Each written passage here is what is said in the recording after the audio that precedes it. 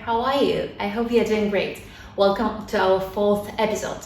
And as usual, we'll start with some very important questions because, I can't do without your help.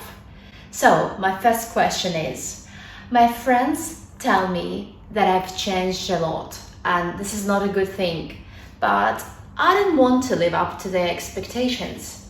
So, do you think I'm right? So, my second question, and this one is really very important for me.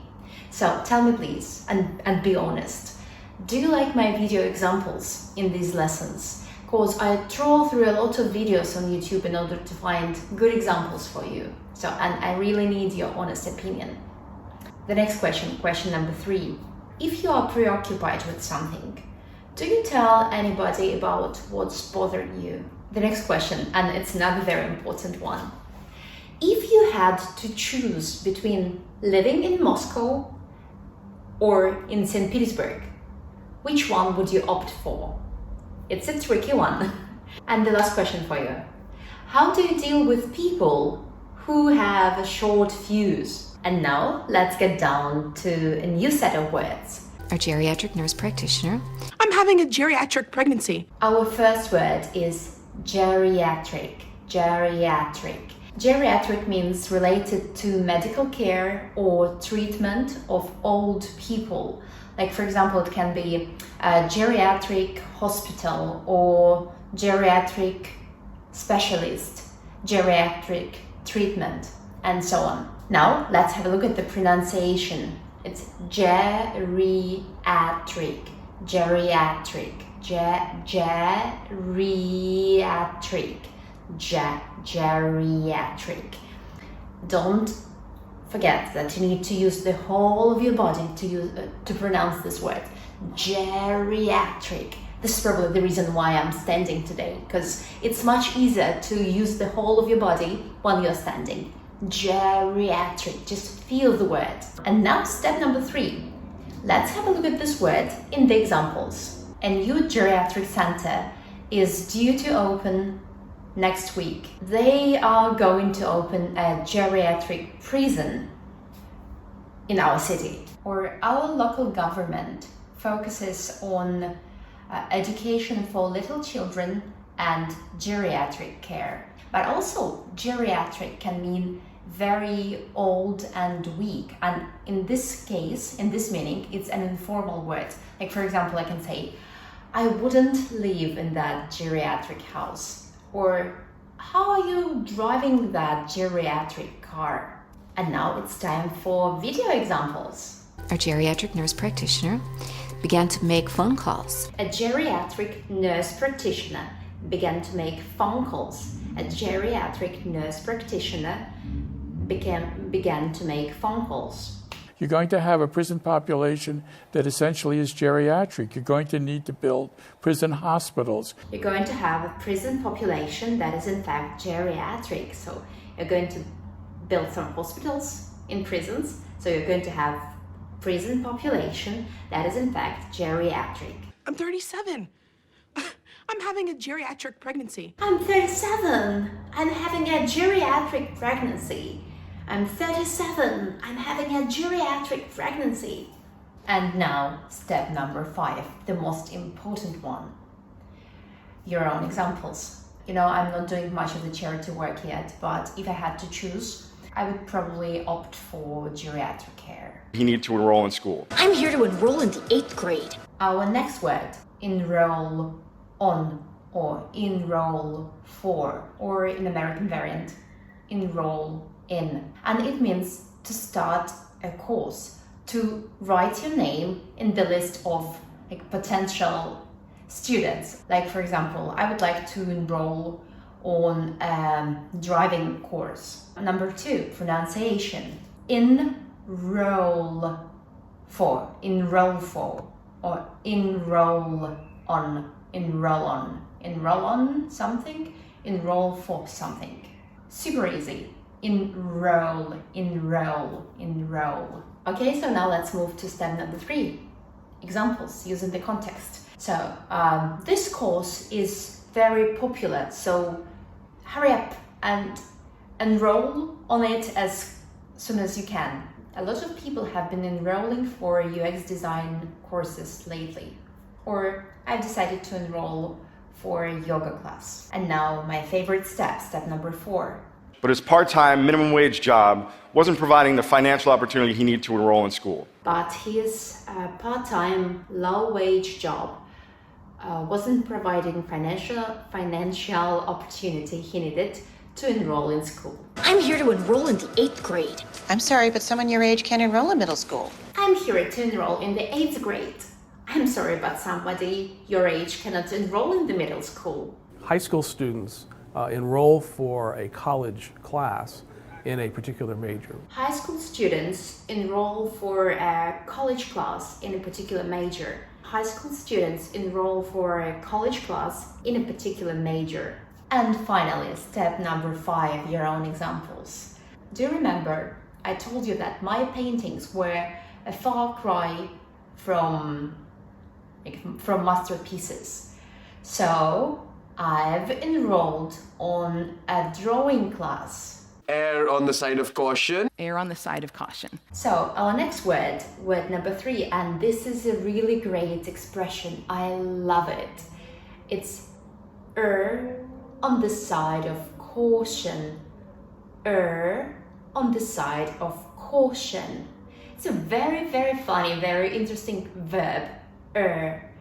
Err means to make a mistake, and this is a very old word, so we don't usually use it in context today, like the word itself, err, but we use it when we say to err on the side of something, and it means to do too much of something rather than too little of something. Like in our example, when we say to err on the side of caution, it means that we want to be too careful, just very careful, just in case. Like, for example, well, you cannot see it, but here I have very, very bad socket. Like, it doesn't look very safe. And that's why, just to err on the side of caution, I try not to use it. Though people say that it's quite okay to use this socket, I prefer to err on the side of caution and use some other sockets that I have. Kind of like I'm trying to be too careful, and it's not necessary. It's not necessary to be too careful with that socket, but I'm trying to err on the side of caution just in case. So now step number 2, pronunciation. This is everybody's favorite sound, like in the word girl, skirt, work. Yeah, so all we need to do is just to place our tongue right in the middle of our mouth. It's kind of hanging there, and make your lips like that. That's it, just one sound. On the side of caution. On the side of caution. It's so cool, just can't help it. On the side of caution. On the side of caution. But of course, like it's one sound, and that's why when we are speaking, we can it can get a bit reduced, like on the side of caution. We don't usually say on the side of caution. It's just on the side of caution. On this side. On this side of caution, something like that. Okay, now step number 3. Examples. Therapists should always err on the side of caution and consult some other doctors before they prescribe some medicine to the patient, but I don't think they do that. Well, though St. Petersburg is not very dangerous city now, it's better to err on the side of caution and keep your telephone and money somewhere safe, like in the inner pockets. And even though there are no cars around, it's better to err on the side of caution and cross the street on green light only. It's really important. And now let's have a look at this word in some video examples. Yes, I will err on the side of caution and defrost a fresh batch. Yeah, I will err on the side of caution and defrost a fresh batch. I will err on the side of caution and defrost a fresh batch. Remember that it's very important to copy intonation, facial expression, gestures, and so on. Well, you know everything. I'm going to have to err on the side of caution and say pass, Adina. I'm going to err on the side of caution and say pass, Adina. Do that. Err on the side of caution. Talk should not be cheap. Do that. Err on the side of caution. Talk should not be cheap. And finally, step number 5. Your own examples. Even though it's not very hot here, I use very strong sunscreen in order not to have sunburns. Robust? Robust. One of the most robust. So our next word, robust. And robust means something strong, something really tough, something very healthy. If we're speaking about people, it can be very healthy, very strong. If, for example, a company or politics or economy is robust, they are very reliable, very strong, very powerful. Or if we're speaking about taste, that is robust. So it means that taste or flavor is very strong, like we can feel it. It's amazing, robust taste. So now pronunciation. In fact, this word has 2 variants of pronunciation in British English. So the first one is robust, and the second one is robust. But I like the first one more, robust. So, and now let's have a look at this word in the context. I really love robust cheese. For me, it's a sign of good quality. Our country has very robust economics, and my nephew is a very robust young man. And now step number 4. Let's have a look at this word in the context, in the video context. Sir, we have a system that I believe to be robust. Robust? Robust. We have a system that I believe to be robust. But it was a challenge to maintain the robust flavors and unique texture that most people were accustomed to. But it was a real challenge to maintain robust flavor and unique structure or unique texture that most people are accustomed to. It was a real challenge to maintain robust flavor. One of the most robust findings in the history of political psychology. One of the most robust findings in the history of political psychology. And the final, most important step, your own examples. In order to be robust, you need to eat a lot of healthy food and exercise daily. Impossibly resilient. More resilient to climate change. And our last word, our 5th word, is resilient. Resilient means able to become strong, happy, successful again after a difficult situation. So resilient means no matter how many problems the person has, they always survive, they always become successful and happy again. So problems, difficulties do not kill them. It's something that is not influenced by negative situations. Now let's have a look at the pronunciation of this word. That is resilient. And when you pronounce this word, you can even hit something and then bounce back. So resilient. So you hit it and then it comes back. Resilient. And now let's have a look at this word in the context. So she's a very resilient girl and she won't be unhappy for a very long time. So she's resilient, and it means like she's unhappy now, but she's resilient, so very soon she'll be happy again. And if we can say that like we can resist some problems, we use preposition to. That is resilient to. Like young children are resilient to many diseases, and very smart management made this company resilient to economical recession. So now let's have a look at the use of this word in the context, in the video context.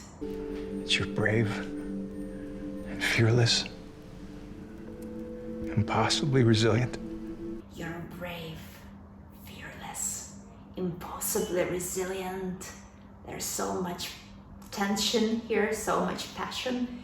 You're brave, fearless, impossibly resilient. Vampire. For greatness comes out of a heavy hammer and a resilient spirit. For greatness comes out of heavy hammer and resilient spirit. For greatness comes out of heavy hammer and resilient spirit. We're helping make the oceans more resilient to climate change. We are helping make the oceans to be more resilient to climate change. We are helping to make the oceans be more resilient to climate change. And finally, your own example, and that is, I know that being optimistic will help me to be resilient to many difficulties, because I believe that no matter how difficult the situation is, there is always the way out. So, and now let's have a look at all of this word. The first word is geriatric. Geriatric. And well, there is such word in Russian that is kind of geriatrический or something like that, but it's kind of it sounds like pediatric, geriatric, and only like giraffes, something like that. You can think of geriatric. So the next expression, enroll for something or enroll on something. So like roll, you roll to a course, enroll on a course, enroll for a course. The next one, I'm sure that you've remembered that one, on the side of caution, on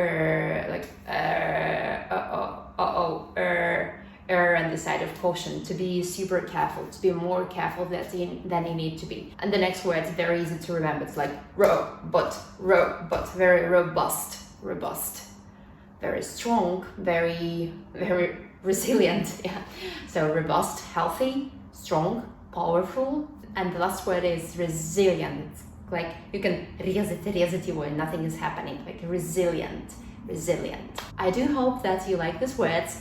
So write something in the comments below. Don't forget to answer the questions that I asked you in the very beginning. And I'll see you next time. Have a lovely day. Bye bye.